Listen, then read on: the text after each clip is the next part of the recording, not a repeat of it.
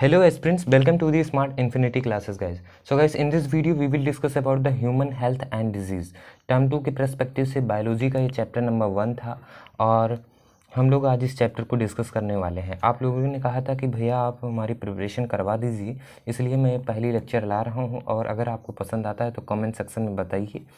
तभी अगर आप कमेंट करेंगे तभी मैं इसके आगे की वीडियो अपलोड करूँगा। तो चलिए स्टार्ट करते हैं हेल्थ से। ह्यूमन हेल्थ एंड डिजीज़ में पहला टॉपिक है हेल्थ। हेल्थ क्या है?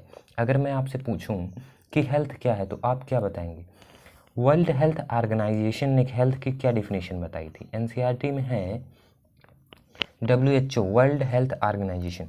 वर्ल्ड हेल्थ ऑर्गेनाइजेशन ने कहा था हेल्थ जो होता है, हेल्दी पर्सन क्या होता है, हेल्थ क्या है?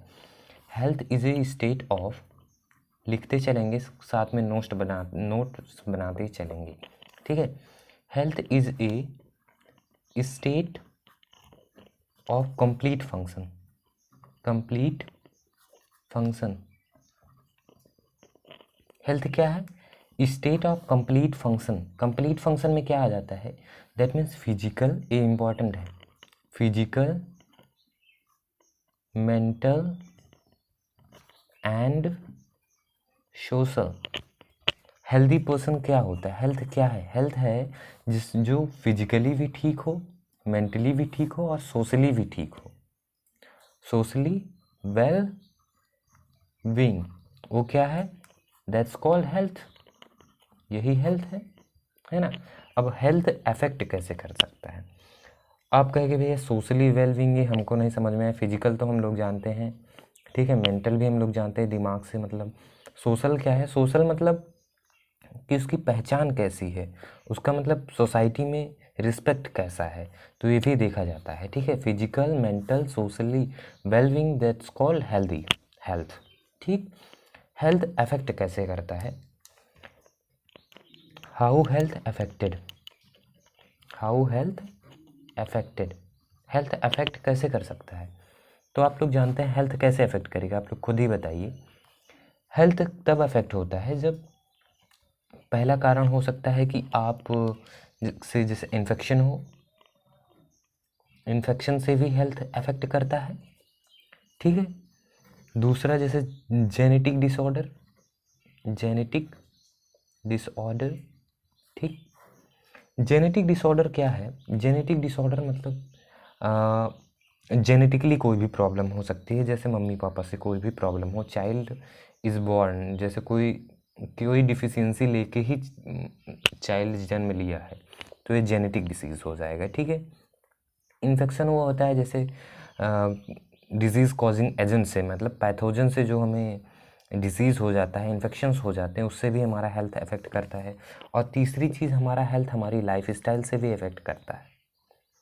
लाइफ स्टाइल, लाइफ स्टाइल से आप लोग कैसे कहोगे कि लाइफ स्टाइल से कैसे हेल्थ अफेक्ट करता है?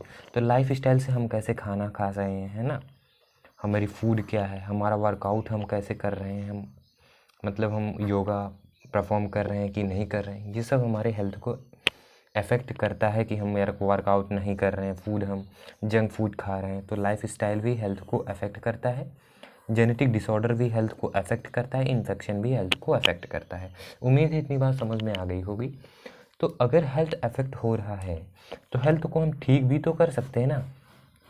तो हम हेल्थ को कैसे ठीक कर सकते हैं, ठीक है। हेल्थ को ठीक करने का मतलब हम अच्छा हेल्थ कैसे मेंटेन कर सकते हैं, गुड हेल्थ कैसे मेंटेन कर सकते हैं।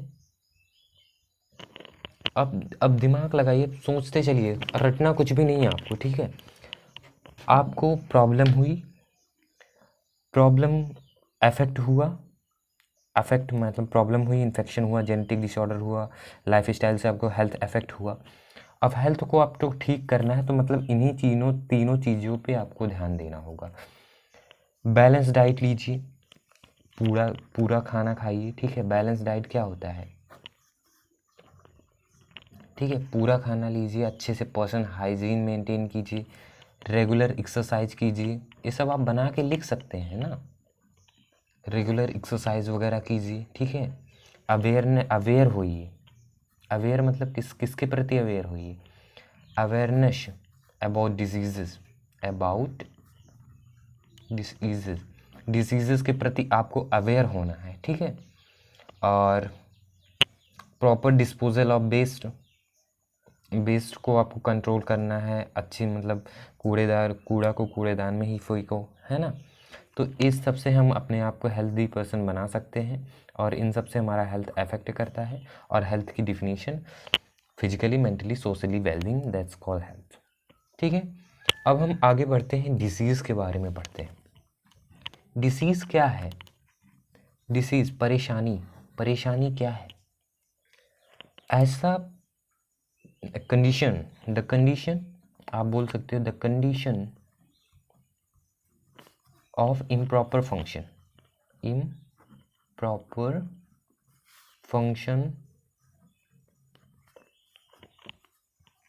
है ना। ऐसा कंडीशन जिससे हमारा इम्प्रॉपर फंक्शन हो बॉडी में, इम्प्रॉपर फंक्शन इन बॉडी नहीं, इन बॉडी ऑर्गन भी लिख दो, बॉडी ऑर्गन, है ना। तो इसी को हम डिसीज़ बोलते हैं। इम्प्रॉपर फंक्शन हो रहा है, ठीक। अब हम डिसीज़ को क्लासिफाइड करते हैं टाइप्स में। टाइप्स ऑफ डिसीज़ की अगर मैं बात करूं तो डिसीज़ जो है दो टाइप के डिसीज़ होते हैं, एक एक्वायर्ड होता है, एक कॉग्निशियल होता है। एक कॉग्निशियल होता है, इसको आपको नहीं पढ़ना है, सिलेबस में नहीं है।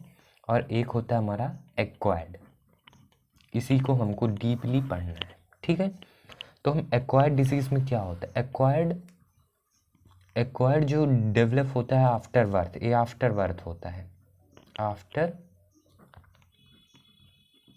बर्थ, जन्म के बाद होता है, ठीक है।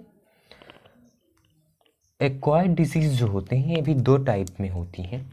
एक्वायर्ड डिसीज़ दो टाइप की होती हैं, एक इन्फेक्टिशियस डिसीज़, एक नॉन इन्फेक्टिशियस डिसीज़।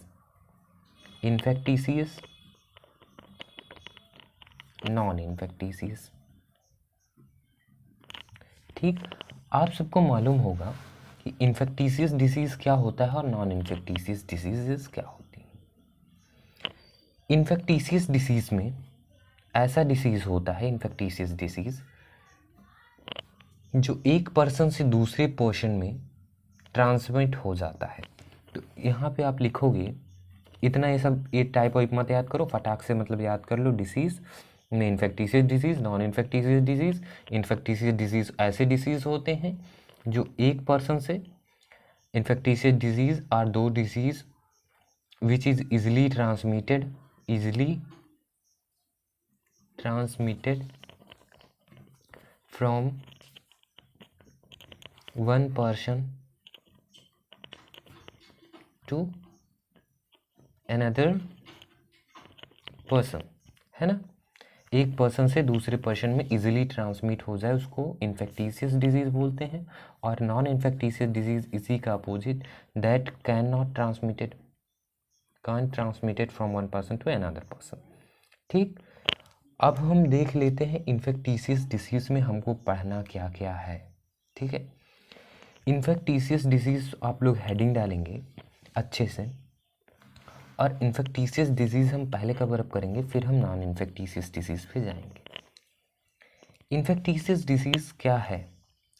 जो एक पर्सन से दूसरे पर्सन में इजीली ट्रांसमिट हो सकता है। इन्फेक्टिशियस डिसीज़ में हमको पढ़ना है बैक्टीरियल डिजीज़ के बारे में।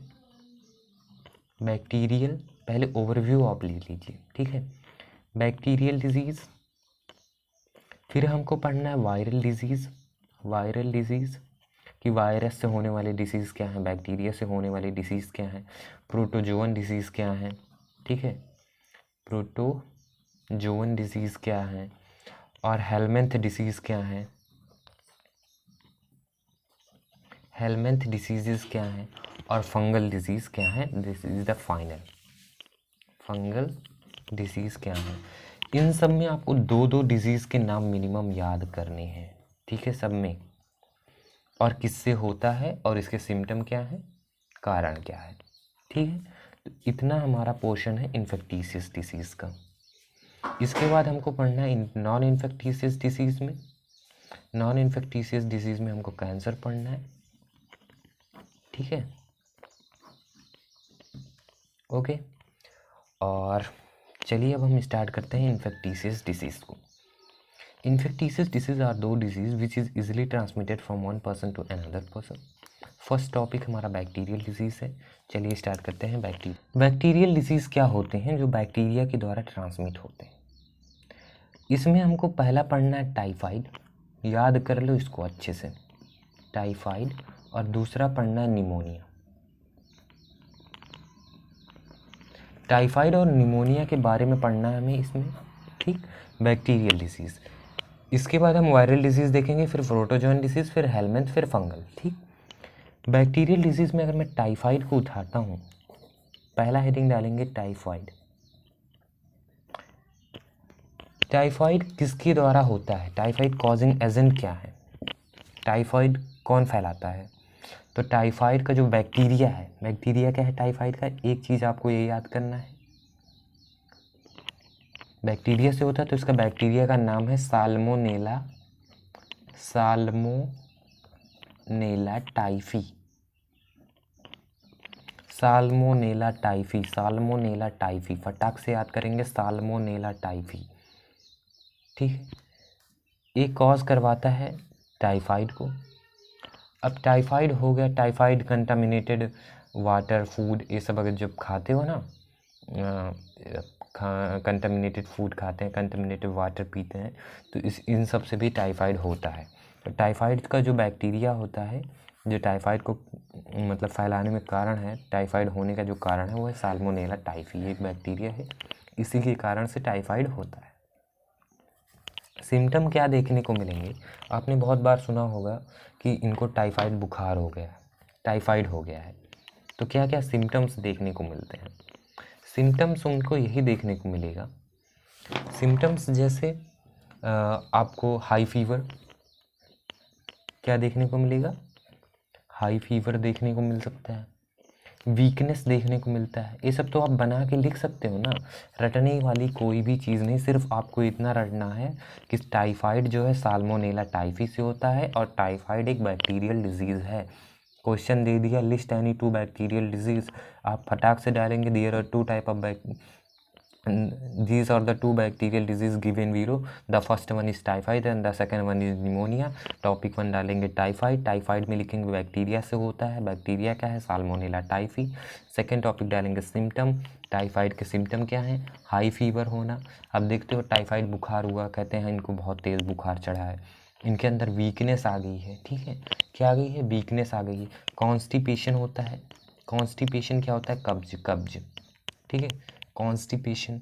हेडेक रहता है, अब ऑफिस की बात है, अगर बुखार है तो हेडेक रहेगा, सिर दर्द करेगा, ठीक है।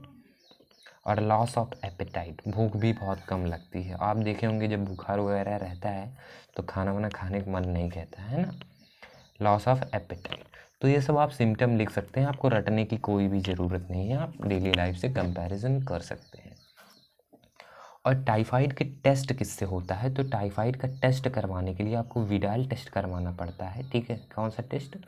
विडाल टेस्ट करवाना पड़ता है। तो टाइफाइड में आप इतना याद कर लीजिए, bacterial disease salmonella typhi, symptom high fever, weakness, constipation, headache, loss of appetite, और इसका टेस्ट करवाने के लिए हमें विडाल टेस्ट करवाना पड़ता है। नेक्स्ट हम देखेंगे निमोनिया। तो गाइस सेकेंड है हमारा निमोनिया। निमोनिया भी एक बैक्टीरियल डिजीज़ है और इसमें दो बैक्टीरिया के द्वारा होता है, एक स्ट्रेप्टोकोकस निमोनी और दूसरा हीमोफिलस इन्फ्लुएंजाe। निमोनिया के सिम्टम की अगर मैं बात करूँ तो निमोनिया के सिम्टम में क्या होता है? जैसे फीवर होना, चिल होना, कपकपी, कफ बनना, ठीक है, हेडेक होना, हेडेक आप सब में लिख सकते हो, ठीक है। तो इसके निमोनिया के हो गए सिम्टम्स, ओके। तो अब हमारा बैक्टीरियल डिजीज़ ख़त्म हुआ, अब हमारा दूसरा आता है वायरल डिसीज़। अभी हम इन्फेक्टिशियस डिसीज़ के अंदर पढ़ रहे हैं जो कि एक पर्सन से दूसरे पर्सन में ट्रांसमिट होते हैं, ठीक है। वायरल डिसीज़ेस, वायरल डिसीज़ की अगर मैं बात करूं तो वायरल डिसीज़ में भी हमें दो डिसीज़ पढ़ना है। पहला पढ़ेंगे हम लोग कॉमन कोल्ड, क्या? Common cold, okay. और दूसरा हम लोग पढ़ेंगे dengue fever, dengue fever. Okay, common cold मतलब होता है जुखाम, और डेंगू फीवर आप लोग जानते ही हैं। कॉमन कोल्ड अगर मैं पढ़ूँ तो कॉमन कोल्ड में जो वायरस होता है, वायरस जो रिस्पॉन्सिबल होता है कॉमन कोल्ड को फैलाने के लिए, कॉमन कोल्ड को जिससे मतलब कॉमन कोल्ड होता है, तो वो वायरस का नाम क्या है? Rhino virus, rhino virus. Okay, आपको ये याद करना है। वायरल डिसीज़, दो viral disease, common cold, dengue fever, किस वायरस से होता है? राइनो वायरस से होता है। और राइनो वायरस, इसके सिम्टम्स तो आप लोग फटाक से लिख दोगे। सिम्टम्स क्या हैं? सिम्टम्स बताओ। जुखाम के सिम्टम्स क्या हैं? कफ होगा, ठीक है, नेसल कॉग्निशन होगी, ठीक है, हेडेक तो होगा ही, टायर्डनेस होगा, एक्सेट्रा एक्सेट्रा आप बना के लिख सकते हैं सिम्टम्स को। ओके, तो ये हुआ हमारा वायरल डिसीज़। और जो दूसरा हमारा है वायरल डिसीज़ वो है डेंगू फीवर। डेंगू फीवर जो है ये होता है एक फल्वी वायरस होता है। किस वायरस से होता है? फल्वी वायरस, फल्वी FALVI वायरस, ठीक। फल्वी वायरस से डेंगू फीवर होता है। और ये फल्वी वायरस जो होता है एक मॉस्किटो है, एक मॉस्किटो का नाम है एडस एजिप्टी। ज़रूरी नहीं आप इसका नाम याद करें, लेकिन इतना तो आपको पता ही होना चाहिए कि डेंगू फीवर फल्वी वायरस से होता है। ओके, एडस इजिप्टी एक मॉस्किटो है। वो जब बाइट करती है किसी भी इंसान को तो उससे एक फल्वी वायरस निकलता है। वो फल्वी वायरस इंसान के शरीर में चला जाता है और ये वायरस जो है डेंगू फीवर का कारण बनता है। इसके सिम्टम्स की अगर मैं बात करूँ तो डेंगू फीवर में क्या है? फीवर है तो हाई फीवर हो जाता है, हाई फीवर हो गया, हेडेक लिख दो, टायर्डनेस लिख दो, ठीक है, वोमिटिंग लिख दो। वोमिटिंग होता है इसमें, इसको याद कर लेना, ठीक है। कुछ नया लिखना पड़ता है। अब पता चला, दो पूछ लिया, दोनों में आप एक एक लिख के चले आए, हेडेक। अब वो क्या नंबर देगा बताइए?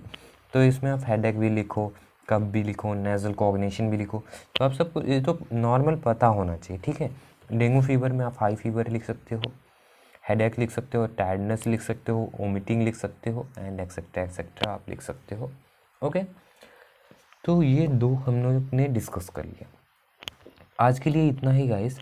अगर आपको वीडियो पसंद आए तो वीडियो को लाइक कर दें और चैनल को कर लें सब्सक्राइब, और कमेंट बॉक्स में बताएं कि वीडियो कैसा लगा। अगर आपको समझ में आया है तब भी मैं इसके आगे का वीडियो अपलोड करूँगा। जैसे आप कमेंट करेंगे तब मैं इसके आगे का वीडियो अपलोड कर लूँगा, जो पार्ट 2 है हमारा इसका अपलोड कर दूँगा। और सेकंड वीडियो में हम लोग डिस्कस करेंगे मलेरिया, मतलब प्रोटोजोवन डिजीज़ के बारे में बात करेंगे।